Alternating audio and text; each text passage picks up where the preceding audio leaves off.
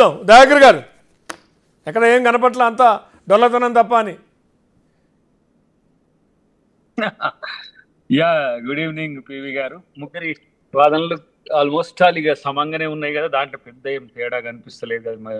కాబట్టి ముగ్గురు ఒకే తీరు ఆలోచనలతో ఉన్న పరిస్థితుల్లో మరి ఇప్పుడు ఈ బడ్జెట్ అంతా ఎవరికి పెడుతున్నట్టు?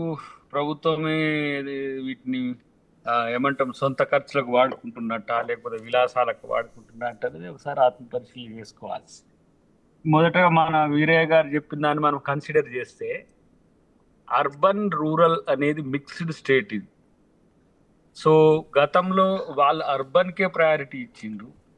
అర్బన్ ప్రయారిటీ ఇస్తూనే రూరల్కి సంబంధించిన అంశంలో ఎన్నో దీంట్లో మనకు కనబడుతున్నాయి. వాళ్ళు వాటిని పట్టించుకోలేదనేది మనకు అర్థమవుతున్నది.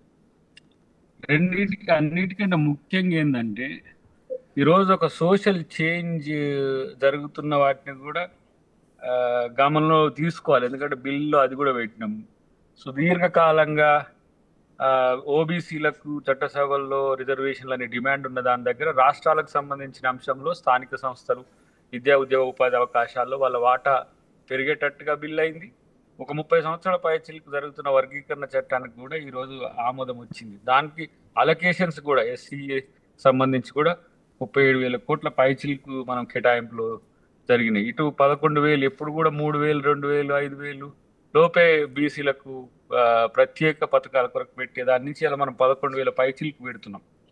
ప్రభుత్వ ఉద్యోగాల కల్పనలో 57,000 ఉద్యోగాలు ఇచ్చిన అంశాన్ని కూడా ఏమి అది సామాజిక మార్పు పెద్దగా ఉపయోగపడదన్నట్టుగా పెద్దలు మిత్రులు మాట్లాడడం కొంచెం బాధ్యతారాహిత్యంగానే కనబడుతున్నది.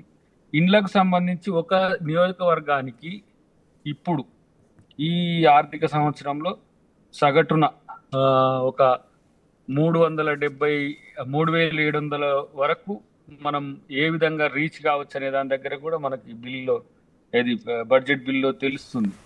తర్వాత ఎస్సీ ఎస్టీ సప్లాన్ గతంలో ఆ ప్రభుత్వాలు పూర్తిగా తుంగలో దొక్కినాయి. ఈ దళిత బంధు పేరు మీద అటు ఇటు పేరు మీద ఏదో నామమాత్ర ఖర్చుల వాటికి సంబంధించిన అంశంలో వాటిని కన్సాలిడేషన్ తర్వాత ఈ మహిళలకు వడ్డీ లేని రుణాలు కావచ్చు, ఈ పథకాలకు 60,000 కోట్ల పైచిలకు అవుతుంది అంతే. ఏది మనం అనుకుంటున్న ఫ్రీ బీస్ వీటికి అన్నిటికి సంబంధించి. కానీ వాస్తవిక బడ్జెట్ పెట్టడానికి ప్రయత్నం జరిగింది. ఎందుకంటే గతంలో మాదిరిగా అలొకేషన్స్ చాలా హడావిడిగా పెడుతూ వాటి ఖర్చులకు సంబంధించిన అంశంలో చాలా తేడాలు కనపడ్డాయి. ఇప్పుడు మీకు 2,20,000 కోట్ల రూపాయలు వచ్చి పోయిన ఆర్థిక సంవత్సరంలో రెవెన్యూ రిసీట్స్ వచ్చినట్టుగా చెప్పినాము. ఎందుకు 2,90,000 కోట్ల వరకు బడ్జెట్ పోయినా కూడా చాలా తగ్గుదల ఆదాయంలో ఉంది అనేది. కానీ ఇప్పుడు పెట్టిన బడ్జెట్లో అలాంటి తేడాలు రాకుంటుంటానికి యాక్యురసీని పెంచే ప్రయత్నం కూడా. ఎందుకంటే ఈసారి రెవెన్యూస్ కొంత పెరిగే ఎక్స్పెక్టేషన్స్ ఎక్కువ ఉన్నాయి. రైతు రుణమాఫీకి సంబంధించి పెట్టినట్టు మీకు మళ్ళీ తర్వాత రైతు భరోసాకు సంబంధించిన మళ్ళీ ఈసారి అలొకేషన్స్ పెద్దగానే ఉన్నాయి. అన్నిటికంటే ముఖ్యంగా మీరు ఆలోచించాల్సింది ఏంటంటే ప్రభుత్వంలో పారదర్శకత తర్వాత ఏమంటాం ఒక నిబద్ధతను మీరు గమనించాల్సిన అవసరం ఉందని నేను పెద్దలకు కోరుతున్నాను. ఎందుకంటే గతంలో ప్రభుత్వం ఎప్పుడు కూడా చెప్పింది చేయలే. ఇప్పుడు యంగ్ ఇండియా ఇంటిగ్రేటెడ్ స్కూల్కి సంబంధించి ఇప్పుడు ఈ బడ్జెట్లో దాదాపు 2,900 కోట్లు పెట్టినాం. అంటే దాదాపు 30 స్కూల్స్ వస్తాయి. పోయినసారి 33 వాటికి శంకుస్థాపనలు జరిగినాయి. అవేంటి, ఒక స్కూల్లో కనీసం 2,000 పైచీలకు విద్యార్థులు చదువుకునే అవకాశం ఉంది. ఇప్పుడు రాజీవ్ యువ వికాసం కింద 6,000 కోట్లు పెట్టినాం. ఏమిటికి అది? ఎస్సీ ఎస్టీ నిరుద్యోగ యువతకు ఉపాధి అవకాశాలు ప్రత్యేకించి స్పెసిఫిక్గా. కాబట్టి ఇవన్నిటిని కూడా చేంజెస్ కింద వాళ్ళు గమనించాలనేది నా విజ్ఞప్తి. మహాలక్ష్మి పథకంది కూడా ఇప్పుడు 720 ఈసారి ఇంకా పెరుగుతాయి.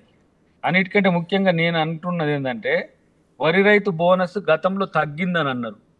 ఇప్పుడు 1,800 కోట్ల పైచిలకు మనం పెట్టే ప్రయత్నం చేస్తున్నాం. తర్వాత ఇందిరమ్మ ఇండ్లు పెరగడానికి కారణం ఎందుకైందంటే 12,000 కోట్ల రూపాయలు ఇందిరమ్మ ఇండ్ల పథకానికే పెడుతున్నాం. దాదాపు మీకు ఒక సంవత్సరంలో లక్ష ఇండ్లకు రీచ్ అవ్వడానికి అవకాశం ఉంది. కాబట్టి ఇవన్నీ చెప్పుకుంటూ పోతే చాలా ఉన్నప్పటికి కూడా నీకు నిర్దేశితంగా మీరు చెప్తే నిర్దేశంగా బడ్జెట్ దేన్ని టార్గెట్ చేసింది అని అంటే middle class, lower middle class, poorest of the poor ఏం టార్గెట్ గానే ఇది కొంచెం ఎకనామికల్ ఇష్యూస్ మీద కొంత అవగాహన ఉన్న వాళ్ళకు అర్థమవుతుంది ఇది.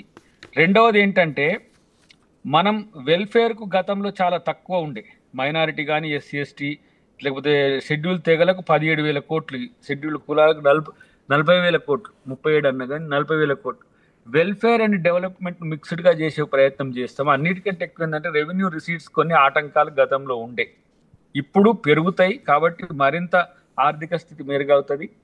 దీంట్లో అబద్ధాలు చెప్పడానికో అవాస్తవాలు చెప్పడానికో అవసరమే లేదు ప్రభుత్వానికి. ఇప్పుడు 42,000 కోట్ల రూపాయలు, 38,000 కోట్ల రూపాయలు ఏమో వడ్డీ, 42,000 కోట్లు ఏమో వడ్డీకి అవుతున్నా, 32,000 కోట్లు మూలధన వ్యయానికి మళ్ళీ అప్పు చేయవలసిన స్థితి వస్తున్నది. కాబట్టి వీటిని